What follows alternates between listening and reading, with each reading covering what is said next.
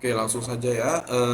Saya langsung kasih tahu gimana caranya untuk membuat atau nge-compile kode yang sudah kita simpen ke command prompt. Nah, sebelum itu kita bikin file baru terlebih dahulu. Jadi setiap pertemuan itu nanti ada file baru, contohnya latihan 1, 2, 3, 4, 5. Oke, nah di sini kita coba bikin sebuah latihan. Nah, untuk bikin latihan baru, jadi setiap pertemuan itu ada latihan-latihannya. Nah, jadi setiap pertemuan bikin filenya di sini, file, new file. Nah, ini kan nanti tulisannya di untitled atau tanpa judul. Nah, kemudian di sini kita file, save as. Nah, kita save as. Nah, untuk save as-nya, alangkah baiknya kalian nyimpennya itu di sini, di disk PC, kemudian pilih yang C, kemudian pilih yang user.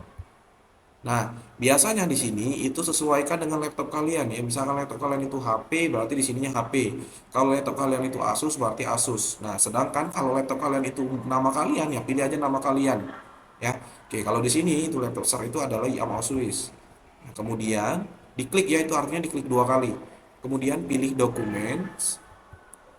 Nah, kita nyimpennya di sini. Kenapa? Karena kalau kalian langsung nyimpen di dokumen di sini, itu biasanya dia ke OneDrive. OneDrive itu kita nggak bisa compile kodenya.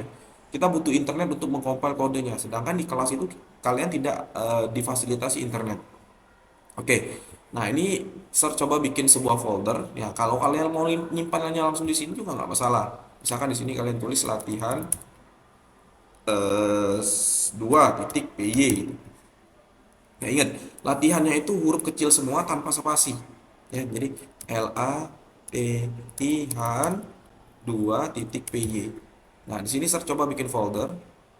Nama foldernya itu misalkan tuto tu, tu- tutorial gitu ya. Nah, gini. Kemudian save. Nah, ini ya. Nah, jadi kita melihat direktorinya itu di sini. C user Yamaha Swiss dokumen gitu. Nah, kalau sudah, maka di sini akan tertulis latihan 2.py. Nah, sebelum kita compile kodenya, kita tulis dulu. Misalkan di sini kita punya sebuah variabel di mana variabelnya ini fungsinya untuk menampung data ya, misalkan inputnya itu misalkan masukkan nama ini. Kemudian di sini ada printnya kayak gini ya. Masuk nama Anda adalah ini, koma X. Oke. Jangan lupa disimpan. Nah, ini kalau kalian lihat di sini ya, di sini itu masih titik putih ya di bagian latihan 2.py-nya ini. Ini artinya belum disimpan. Ya, belum disimpan. Nah, untuk menyimpannya itu kalian bisa menggunakan CTRL-Z. Ya, CTRL-S. Ya, CTRL-S. Itu shortcutnya. Nah, untuk di keyboard. Sedangkan kalau kalian mau pakai file save juga sama. Nih, CTRL-S. Ya, oke. Nah, gini. Nah, kalau udah kayak gini, kita buka command prompt-nya. Buka command prompt, cmd, klik di sini. Oke. Udah diklik, kemudian kita cari direktori di mana kalian tempat menyimpan latihan 2.py. Nah, di sini kalau user itu ada di C user Yamaha Swiss dokumen tutorial. Nah, kemudian di sini kita cari di dokumen di disk PC dulu, disk PC C, ikutin aja yang ini ya. Jadi disk PC C user Yamaha Swiss dokumen gitu ya. Jadi di sini user Yamaha Swiss dokumen. Nah, kemudian di sini ada tutorial, mana tutorial? Tutorial ya. Oke. Nah, tutorial ini isinya latihan 2.py. Nah, direktori ini nih yang kita salin. Ya, direktori ini yang kita salin. Contoh. Di sini ada direktori IAM dokumen atau tutorial. Nah, kita klik di bagian sini nih. Di bagian tempatnya kosong kita klik. Nah, maka muncul direktorinya. Direktori C user emosis dokumen tutorial. Sama dengan yang ini. C user emosis dokumen tutorial. Oke. Kemudian kalau udah kayak gini, kita salin atau kita copy, kita balik lagi ke terminalnya atau ke dokumen comment prompt-nya. Nah, sudah balik lagi ke dokumen atau komen promnya, kita ketik CD spasi. Ya. CD itu artinya komen directory. Ya, C-nya komen, D-nya itu directory. Kenapa? Karena kita mau menempel directory yang sudah kita salin tadi. Oke, kemudian kita bisa CTRL-V, ya bisa klik kanan. Oke, kalau di sini saya pakai klik kanan. Tuh, yang klik kanan. Jadi di sini directory yang sudah kita paste tadi, yang sudah kita salin. Nah, kalau udah kayak gini, kita tulis PY, kemudian latihan 2.py. Nah, latihan 2.py ini filenya ya. PY ini adalah aplikasi Python yang sudah kalian install sebelumnya. Nah, itu artinya kita panggil aplikasi Python dan kita panggil latihan 2-nya. Kemudian di enter. Nah, maka tampil kayak gini. Ini sesuai dengan yang kita masukin di sini ya. Jadi kalau di sini masukkan nama, ya udah di sini berarti tampilnya masukin nama. Ya, jadi berinteraksi dengan si programnya. Jadi misalkan saya di sini tulis namanya itu Alex, nih maka nama Anda adalah Alex, ya.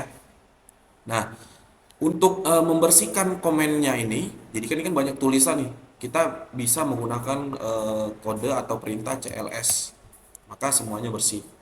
Nah, untuk menjalankan kodenya lagi, misalkan di sini kita mau edit masukkan nama, misalkan masukkan umur gitu ya.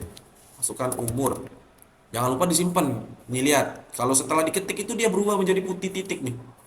Jangan lupa disimpan CTRL-S. Kalau udah disimpan kita balik lagi ke sini. Nah, ini kalian nggak perlu ketik lagi kayak gini, PY latihan 2.py, itu nggak perlu lagi. Kenapa? Ada cara yang lebih simpel. Kalian cukup tekan panah atas yang ada di keyboard. Panah atas. Nah, ini panah atas yang pertama itu CLS. Tekan lagi panah atas yang kedua kali, maka tampil PY atau riwayat perintah yang kalian ketik tadi. Kemudian enter aja tinggal.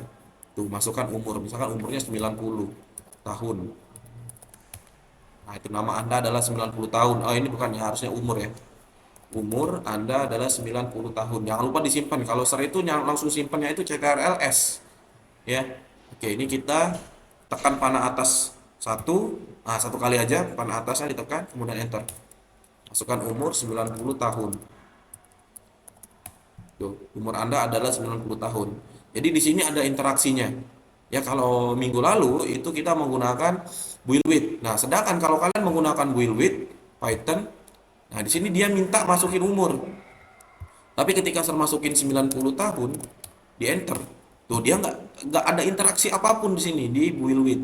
Makanya di sini kita menggunakan command prompt di sini. Ya, kita menggunakan command prompt. Oke, sampai sini dulu untuk gimana caranya mengcompile kode lewat command prompt. Ya, kita ketemu di pertemuan selanjutnya, di materi selanjutnya. Oke, jangan lupa di apa, ulang-ulangin aja videonya ini biar kalian lebih paham lagi, karena di dalam kelas kelihatannya itu nggak terlalu kondusif. Jadi takutnya kalian ketika di ASS atau ASLM nanti agak sedikit bingung untuk ngerjain soalnya. Ya, diulang-ulangin aja videonya. Oke, kita lanjut lagi minggu depan.